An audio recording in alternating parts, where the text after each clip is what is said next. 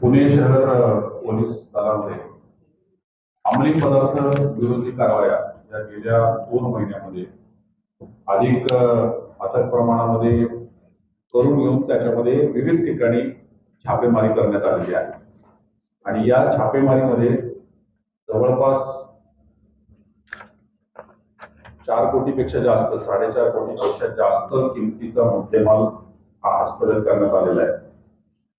वेगवेगळ्या कारवाया आहेत.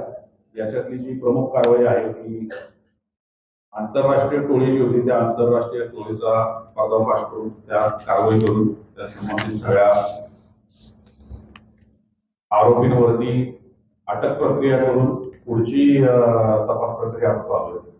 आणि त्या व्यतिरिक्त पोलीस स्टेशन मध्ये सुद्धा